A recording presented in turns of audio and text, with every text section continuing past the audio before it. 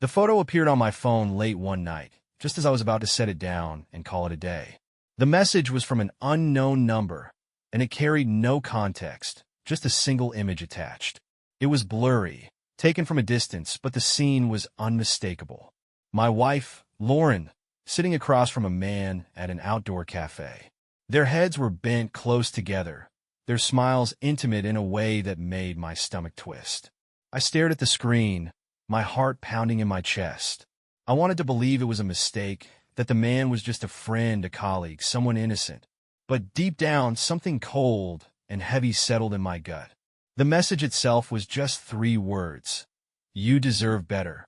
I didn't respond. Instead, I stared at the photo, my mind racing. Lauren and I had been married for 9 years. Our life was ordinary, built on routines and shared responsibilities. She worked as a marketing manager for a tech firm, a job she claimed to love but often complained about. I ran a small contracting business, working long hours to keep the bills paid and the savings account growing. We weren't perfect, but I thought we were solid. Sure, there had been signs lately. Nights where she stayed late at the office, unexplained weekends spent catching up with old friends, a new gym membership that seemed to inspire more lingerie shopping than workouts. But I'd ignored them, chalking it all up to the ebb and flow of married life. Now, staring at that photo, I couldn't ignore it anymore. The next morning, I brought up the late nights. I asked her if everything was okay at work, if she was feeling stressed. She smiled at me, her expression warm but slightly condescending, like I was a child asking too many questions. Work is fine, she said. It's just been busy. You wouldn't understand. I let it go, but her response echoed in my mind all day. You wouldn't understand. That evening, as she left for her spin class, I decided to follow her. I kept a safe distance, my heart hammering in my chest as her car wound through the city streets. When she pulled into the parking lot of a downtown restaurant instead of the gym, my suspicions were confirmed. I watched from my truck as she stepped out of her car, adjusting her dress and checking her reflection in the window. She looked good, too good for someone heading to a workout. The man from the photo was waiting for her at the entrance. He greeted her with a hug that lasted a beat too long, and they walked inside together, laughing. My hands clenched the steering wheel so tightly my knuckles turned white. When Lauren came home that night, she kissed me on the cheek like nothing had happened. How was your spin class? I asked, my voice steady. She smiled, wiping sweat that wasn't there from her brow. Brutal, she said. I'm going to sleep well tonight. I nodded, my stomach churning. I didn't sleep that night. Instead, I lay awake, staring at the ceiling, replaying the image of her with that man over and over again in my mind. If Lauren thought I was clueless, she was wrong. I wasn't going to confront her. Not yet. First, I needed proof. Then, I needed a plan. Lauren was careful, I'll give her that. She hid her tracks well enough to fool me for months. But now that I was paying attention, the cracks in her story were glaring. She left the house early the next morning, claiming she had a big meeting with a new client. I watched her pack her bag, slipping her laptop inside along with a change of clothes. She smiled at me, kissed my cheek, and told me not to wait up if her day ran late. I nodded, playing the part of the oblivious husband.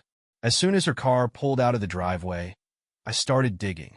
Her laptop was password protected, but her email wasn't. She'd left it open on the family desktop last week, and I'd made a mental note of the auto-save credentials. Her inbox was a maze of work emails, newsletters, and personal messages. It was almost too perfect, too clean. I was about to give up when I found a folder marked miscellaneous. Inside were a dozen emails with no subject lines, all from an address I didn't recognize. Email protected. I clicked on one at random, my chest tightening as I read the message.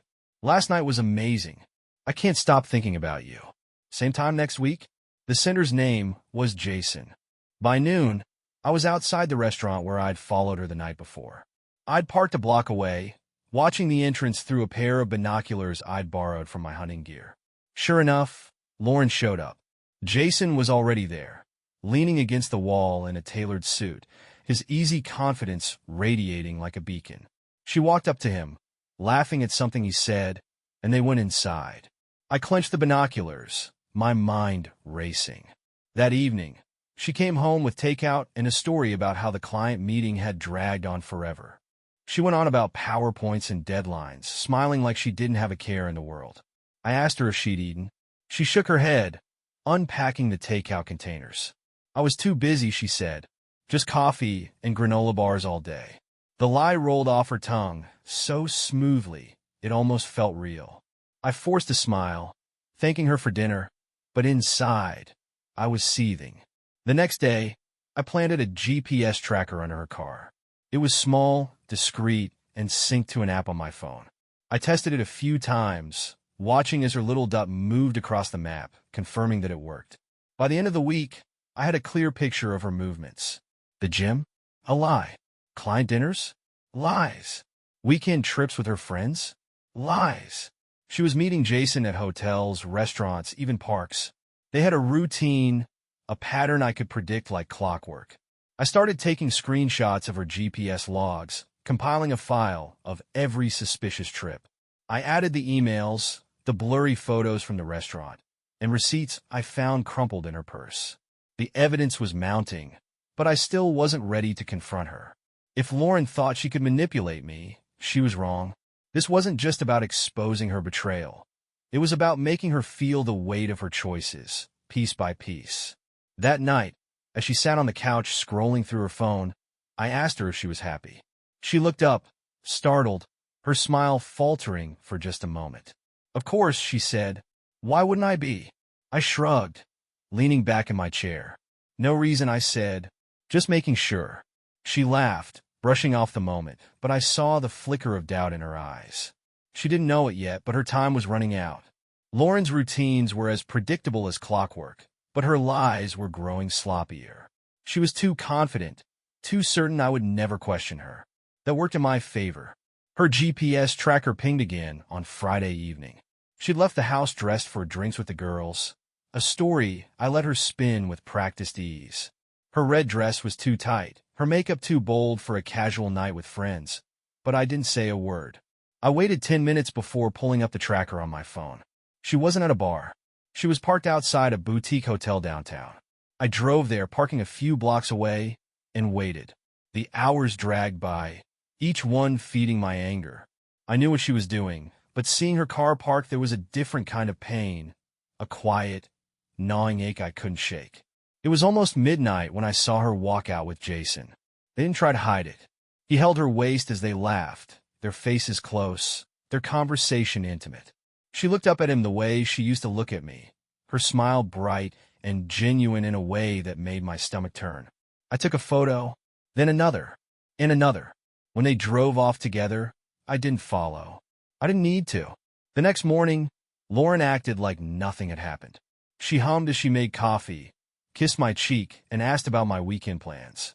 I asked her how her night was. She smiled, sipping her coffee. Fun, she said. Katie and the girls were their usual wild selves. I nodded, my chest tight with the weight of the lies. She didn't even bother to dress up anymore. When she turned away, I added the photos from the night before to the growing file on my laptop. The evidence was undeniable now. Photos, emails, GPS logs, and receipts. I'd even managed to record snippets of her conversations with Jason using the voice recorder I'd slipped into her car. One recording stood out. Jason's voice was smooth, self-assured. You think he knows? Lauren laughed, her tone dripping with arrogance. He wouldn't notice if I tattooed your name on my forehead. I clenched my jaw as I listened, my hands gripping the desk so tightly my knuckles ached. If she thought I was clueless, she was about to learn just how wrong she was. I contacted a private investigator to back up my work, someone who could fill in any gaps I might have missed. When I handed over the file, the investigator raised an eyebrow. You've already done most of the work, he said, flipping through the photos and documents. I nodded. I just needed airtight. He promised to deliver, and I knew he would. Lauren's life continued as if nothing was wrong. She still left for her spin classes, still claimed to be working late, still flashed that same fake smile when I asked how her day was. I played along, asking questions, feigning interest, letting her think she had me fooled. But every move she made only tightened the web I was weaving around her. One evening, I casually mentioned taking a weekend trip together. Her smile faltered for half a second before she recovered. "That sounds great," she said, "but I can't. Work is insane right now." I nodded, pretending to accept her excuse. But in that moment, I knew she wasn't just lying to me. She was lying to herself, convincing herself that she could keep this up forever. She couldn't. The trap was almost ready, and when it closed, it would leave nothing standing. Lauren's lies were becoming heavier, dragging her down in ways she didn't even realize. Her once perfect facade had started to crack, and every day, I could see the weight of her deceit pressing harder on her shoulders. But she kept going, playing the role of the loving wife with a confidence that might have fooled me once. Not anymore. Her biggest mistake was thinking I hadn't noticed. The private investigator delivered his findings a week later. The file he handed me was thick, neatly organized, and damning. Photos of Lauren and Jason at various locations, restaurants, hotels, even walking through a park together like a couple who had nothing to hide. Records of her text messages and calls, each one painting a clear picture of a relationship that wasn't just physical, but emotional. And the final blow, a video. It showed them leaving the boutique hotel one evening, their laughter echoing as Jason opened the car door for her. She kissed him, her hands lingering on his chest, before they drove away.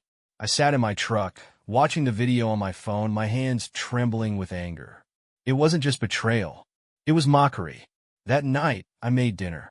Lauren came home later than usual, her excuse already prepared. She kissed me on the cheek and smiled as she sat down at the table, her phone face down beside her. She complimented the food, asked me about my day, and acted as though everything was fine. I played along, nodding and smiling, all the while imagining the moment her world would come crashing down. The following day, I started setting the stage. I contacted her boss, using the burner phone to send an anonymous email. Attached were several photos of Lauren and Jason, along with a message explaining their relationship. "Your employee, Lauren," her full name, "has been using company time for an affair with Jason," his full name. "Thought you should know." The response came quickly. The company had a strict policy against personal relationships interfering with work. By the end of the week, Lauren received a call from HR. She came home fuming, slamming her bag onto the counter and pacing the kitchen. "They're doing an investigation," she said, her voice tight with anger. "Someone sent them photos. They think I've been unprofessional." I feigned concern, putting down my tools and turning to face her. "That's awful," I said. "Who would do something like that?" She shook her head, her hands clenched into fists.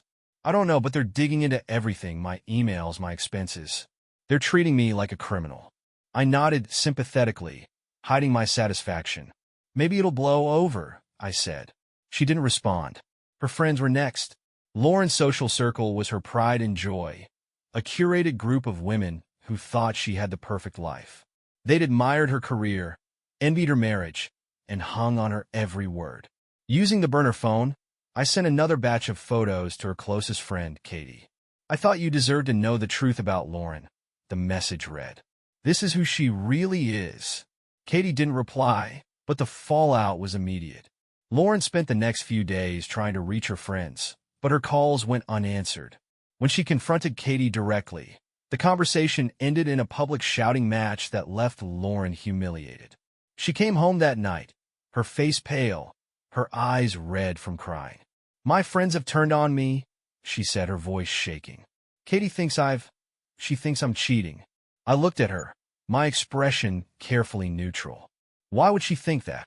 Lauren hesitated, her eyes darting away. "I don't know," she mumbled. Every piece was falling into place. Her job, her friendships, her carefully crafted image. It was all slipping through her fingers, and she couldn't figure out why. But she didn't suspect me. Not yet. I wasn't finished with her. The trap wasn't just about exposing her lies. It was about leaving her with nothing. Lauren was unraveling. Every lie she'd told, every story she'd spun, was beginning to collapse in on her. The woman who once carried herself with effortless confidence now moved through the house like a shadow, her phone clutched tightly in her hand, as if it were the only thing keeping her tethered. Her late nights at work had stopped. She didn't leave the house unless absolutely necessary.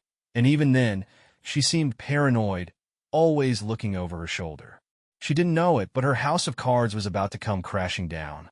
Her job was the first major casualty. One evening, she sat at the kitchen table, staring blankly at her laptop. Her usual snark and bravado had been replaced with a defeated silence. "They fired me," she said finally, her voice hollow. I didn't react right away, letting the weight of her words hang in the air. "What happened?" I asked, feigning concern. She sighed, closing the laptop with a shaking hand. "They said I violated company policy, that I was unprofessional. But it's all lies. Someone set me up." I nodded slowly, pretending to absorb her words. "I'm sorry to hear that," I said. "What are you going to do?" She shook her head, her hands gripping the edge of the table. "I don't know," she said, her voice breaking. Her friendships were the next to go. Lauren's phone, once constantly buzzing with messages and notifications, had gone eerily silent. The group chats she used to dominate were now empty, her friends having quietly removed her without explanation. One night, she tried calling Katie again, her voice desperate as she left a voicemail. "Katie, please call me back," she said, her tone pleading. "I don't know what's going on, but I need to talk to you." When she hung up, she sat on the couch, staring at her phone as if willing it to ring. It didn't. Jason's silence hit her the hardest. The man she'd risked everything for was nowhere to be found. His name stopped appearing in her messages, and the tracker I'd planted on her car confirmed that she wasn't meeting him anymore. I knew why. I'd sent the same evidence to his wife. Photos, emails, logs, along with a brief explanation of who I was and what he'd done. Jason had no choice but to cut ties. Lauren's phone buzzed once with a text from him, short and cruel. "This has to stop. Don't contact me again." She stared at the message for a long time before deleting it, her face pale. The next morning, as she sat in the living room scrolling through her dwindling social media feed, I decided to push her further. "You've been quiet lately," I said, sitting across from her. She looked up, her eyes wary. "I've had a lot on my mind," she said. "Anything you want to talk about?" I asked, keeping my tone casual. She hesitated, her fingers tightening around her phone. "No," she said finally. "I just need to figure some things out." I nodded, standing to leave the room. "Take your time," I said over my shoulder. She didn't reply. That evening, I set the final piece of my plan in motion. I gathered every bit of evidence I had collected, the photos, the emails, the recordings, and the GPS logs, and compiled them into a folder. Along with the divorce papers, I placed everything into a large envelope labeled simply "The Truth." I left it on the kitchen counter, where I knew she'd see it in the morning. When I came downstairs the next day, she was standing at the counter, the folder open in front of her. Her hands trembled as she flipped through the photos, her breathing uneven. When she reached the divorce papers, she let out a shaky gasp, covering her mouth with her hand. She turned to me, her face pale, her eyes wide with panic. "You knew," she whispered, her voice barely audible. I nodded, crossing my arms. "I've known for a long time, Lauren." She looked back at the folder, her expression crumpling. "You did this," she said, her voice trembling with anger. "No," I said coldly. "You did this. I just made sure the truth came out." She tried to argue, to deflect, to twist the blame back onto me, but I didn't let her. "You lied to me," I said, my voice steady. "You lied to everyone, and now you're paying the price." Her anger gave way to tears, her sobs echoing through the house as she slumped into a chair. I watched her for a moment, a mix of anger and pity swirling in my chest. This wasn't just about revenge anymore. This was about closure. Lauren sat at the kitchen table, her head in her hands, the folder of evidence splayed out before her like the remnants of a battlefield. Her sobs filled the room, sharp and raw, but I didn't move to comfort her. I stood by the counter, arms crossed, watching her finally begin to understand the weight of her actions. Her voice cracked as she looked up at me, her face streaked with tears. "Why, Floyd? Why did you do this to me?" I stared at her, my jaw tightening. "I didn't do this to you, Lauren. You did this to yourself." She shook her head, her hands trembling as she gripped the edge of the table. "I made a mistake," she said, her voice rising. But you went out of your way to ruin my life. I let out a bitter laugh, shaking my head. You think this is about revenge? This is about consequences. Something you've spent your whole life avoiding. Her eyes widened, her expression shifting from anger to panic. What am I supposed to do now? She whispered. I leaned forward, my voice low and steady. That's not my problem anymore. The next few days were a blur of tension and silence. Lauren barely left the house, her usual bravado replaced by a hollow, defeated demeanor. She spent hours on her laptop, probably trying to salvage what little she had left, but every time I passed her, she looked smaller, more broken. I wasn't done, though. Her final thread of stability was the house. The last piece of her old life she still clung to. And I was going to take that, too. I contacted Clara, my lawyer, to finalize the details. With everything you've collected, she said, her tone calm and confident, you'll have no trouble getting a favorable settlement. The house, the savings, even the car. She has no leverage left. I nodded, my resolve firm. Good. Let's make it official. Clara smiled faintly, flipping through the paperwork. You're doing the right thing, Floyd. Sometimes, closure isn't about forgiveness. It's about moving on. Her words stayed with me. The next morning, I sat across from Lauren at the kitchen table, the finalized divorce papers in hand. She looked up at me, her eyes red and tired. You're really doing this? She asked, her voice barely above a whisper. I slid the papers toward her, my expression unreadable. Sign them, Lauren. Make this easier on both of us. Her hands hovered over the pen for a moment before she picked it up, her movements slow and reluctant. As she signed her name, tears streamed down her face, but I didn't feel the satisfaction I thought I would. There was no joy in watching her fall apart, just a cold, hollow sense of finality. That night, she packed her things. She didn't say much as she moved through the house, stuffing clothes and belongings into suitcases and boxes. When she was done, she stood by the front door, her face pale and her posture slumped. I don't know where I'll go, she said, her voice trembling. I looked at her, my expression hard. That's not my concern anymore. She stared at me for a moment, as if hoping I'd change my mind, but I didn't.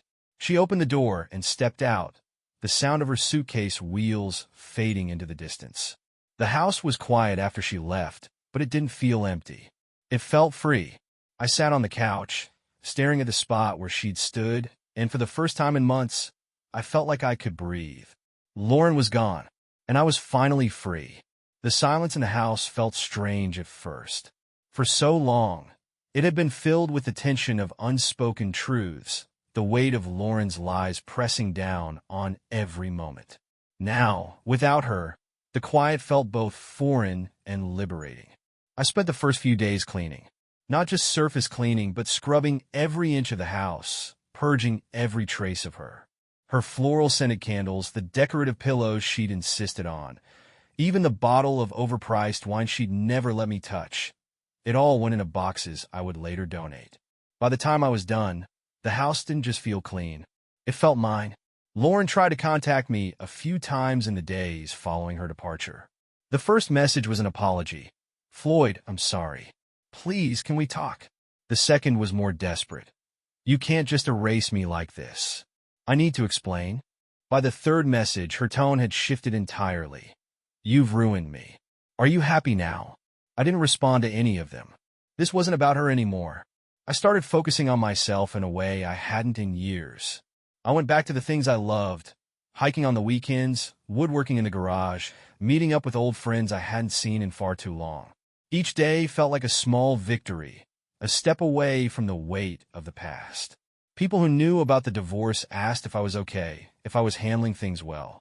I always gave the same answer, better than I expected. And it was true. Lauren's name still came up occasionally. A mutual acquaintance mentioned she was living in a small apartment across town, working a job far below what she'd had before. She's not doing great, the acquaintance said, their tone hesitant. You really did a number on her, Floyd? I shrugged, taking a sip of my drink. She did it to herself. It wasn't about bitterness or revenge anymore. It was about moving forward, leaving the wreckage of what we'd had behind.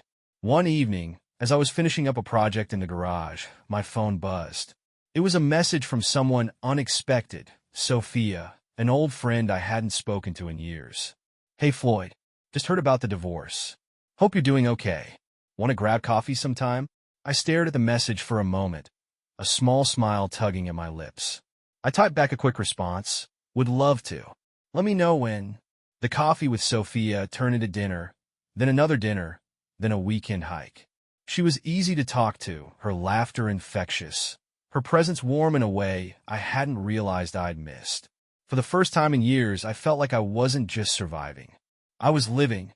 Lauren's story had ended, at least for me. Whatever she did next, wherever her choices took her, no longer mattered. She was a chapter I'd closed, a part of my life I'd left behind. And as I sat on the porch one evening, watching the sunset with Sophia by my side, I realized something. The best revenge wasn't ruining Lauren's life. It was reclaiming my own. Sophia and I took things slowly, though I could tell from the start there was something different about her. She didn't push, didn't pry into my past, and didn't try to fix anything about me. She simply showed up, steady, kind, and genuine in a way I hadn't realized I needed. We spent evenings talking about life, our shared history, and the places we wanted to go. It wasn't forced or calculated like it had been with Lauren. With Sophia, there was no pretense, no silent competition for who had the upper hand. It felt real. Lauren, meanwhile, was disappearing from my life in more ways than one. Her name came up less and less, her absence in the community becoming more noticeable. A neighbor mentioned she'd tried reaching out to a few people for support, but had been met with cold shoulders. "People don't forget things like that," the neighbor said, shaking their head. "She burned too many bridges." I nodded, but I didn't feel the satisfaction I once might have. It wasn't my job to monitor her downfall anymore. I had better things to focus on. Sophia and I planned a weekend trip to the mountains, a place I'd always loved but hadn't visited in years. The drive was long but peaceful, filled with easy conversation and stretches of comfortable silence. When we arrived at the cabin, I felt a weight lift from my chest. The crisp air, the towering pines, the quiet hum of nature. It was the kind of peace I hadn't felt in years. That first evening, as we sat by the fire, Sophia looked at me with a question in her eyes. "Do you think you've moved on?" I hesitated, the flames casting flickering shadows on the walls. "I don't think it's about moving on," I said finally. "It's about letting go. Lauren doesn't matter anymore. Not to me, not to my life now." Sophia nodded, her gaze steady. "You've come a long way, Floyd. You should be proud of that." I smiled, the warmth of her words sinking in. When we returned from the trip, the house felt different. Not empty, but full of potential. I started making plans for the future. Projects I wanted to tackle, places I wanted to visit, new things I wanted to try. Life no longer felt like something I had to endure. One afternoon, as I was cleaning out an old drawer, I found a photo of Lauren and me from years ago. We were smiling, arms wrapped around each other, the kind of picture that once represented everything I thought we had. I stared at it for a long moment before slipping it into the trash. It wasn't bitterness or anger, just the quiet realization that it didn't belong anymore. The days turned into weeks, and the weeks into months. Sophia and I grew closer, building something that felt solid and genuine.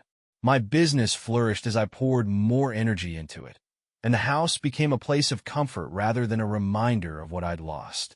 Lauren's name was nothing more than a ghost, a faint echo in the background of a life I was finally reclaiming. And for the first time in years, I felt truly free. Months had passed since Lauren walked out of my life, but it felt like years. The person I was when I'd first discovered her betrayal felt like a stranger, someone trapped in a cycle of anger and confusion. Now, standing in the home I'd rebuilt both literally and figuratively, I felt lighter, freer. Sophia had become a constant presence, her warmth and humor filling the spaces that had once felt hollow. She never asked for more than I could give, and that simplicity was a balm I hadn't realized I needed. It wasn't just a new relationship. It was a new way of living. Lauren made one last attempt to reach out. It was a handwritten letter delivered to my mailbox in an unassuming envelope. I debated opening it for a full day before curiosity got the better of me. The letter was filled with apologies, explanations, and pleas for forgiveness. She wrote about how much she regretted her choices, how she had been lost and searching for something she hadn't realized was already in front of her. At the end, she asked if we could meet for coffee. "Just to talk," she wrote. I folded the letter carefully and tossed it into the trash. Lauren wasn't part of my story anymore. Sophia and I decided to take a leap and go into business together. She'd been looking to start a small interior design firm, and my contracting business provided the perfect complement. We spent weeks brainstorming, sketching ideas, and meeting with clients. It was thrilling to create something together, to watch our ideas come to life. One evening, as we worked late in my newly renovated home office, she looked up at me and smiled. "Do you ever think about what you've built since you left?" she asked. I leaned back in my chair, thinking about her question. "All the time," I said, "and I wouldn't trade it for anything." The house, once a battlefield of tension and deceit, had become a sanctuary. Sophia's touch was evident everywhere. From the vibrant artwork on the walls to the cozy reading nook she'd insisted on creating in the living room. Every corner of the house told a new story, one that didn't include Lauren. It wasn't just a house anymore. It was home. One weekend, as Sophia and I worked on a community renovation project together, a familiar face appeared. It was Jason. He looked haggard, his once confident demeanor replaced by something brittle and uncertain. He hesitated when he saw me, then quickly turned away. I didn't say anything to Sophia, and she didn't ask. But as we packed up our tools at the end of the day, I couldn't help but smile at the irony. Jason's downfall, much like Lauren's, had been his own doing. The final step in my journey of reclaiming my life came when Sophia and I decided to take a vacation, a real one. We booked a trip to a quiet coastal town, far away from the noise of the past. As we walked along the beach one evening, the sun setting in hues of gold and orange, she slipped her hand into mine. "I'm proud of you," she said softly. I looked at her, my heart steady. "For what?" "For everything," she said. "For not letting the past define you. For building this life, piece by piece." Her words stayed with me. By the time we returned home, I felt like a different man. The pain and anger that had once consumed me were gone, replaced by a quiet determination to keep moving forward. Lauren's chapter was closed. This was my story now. Life had settled into a rhythm that felt both new and comfortably mine. The chaos Lauren had brought into my life was a distant memory, the scars of her betrayal softened by time and by the strength I'd found in rebuilding.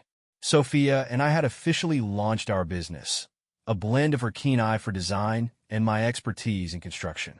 Clients loved the way we worked together, and the projects gave us a shared sense of purpose. But this wasn't just about work. It was about creating something meaningful, a reflection of the life I'd fought to reclaim. Lauren's name rarely came up anymore. Occasionally, I'd hear snippets from mutual acquaintances, how she was still struggling to rebuild her life, how her relationships were strained, how she seemed like a shadow of her former self. It didn't spark anger or satisfaction anymore. It sparked nothing. One afternoon, as Sophia and I sat on the porch sipping iced tea, she turned to me with a curious smile. "Do you ever think about what you'd say to her if you ran into her again?" I thought about it for a moment, letting the question linger in the warm air. "I don't think I'd say anything," I said finally. "I don't need to." Sophia nodded, her hand resting lightly on mine. "That's growth," she said, her smile soft but knowing. The next time Lauren attempted contact, it came in the form of a voicemail. "Floyd, I know I'm the last person you want to hear from." Her voice began, hesitant and strained. "But I wanted to say I'm sorry. For everything. I know I don't deserve forgiveness, but I needed to say it anyway." I deleted the message without listening to the rest. It wasn't out of spite or bitterness. It was because I truly didn't care anymore. One evening, Sophia and I hosted a dinner party in the home we'd transformed together. Friends filled the space, their laughter echoing off the walls, the air warm with the aroma of good food and shared stories. As I looked around, I felt a profound sense of gratitude, not just for what I had, but for what I'd overcome. Lauren's betrayal had been a storm, but it had cleared the way for something better.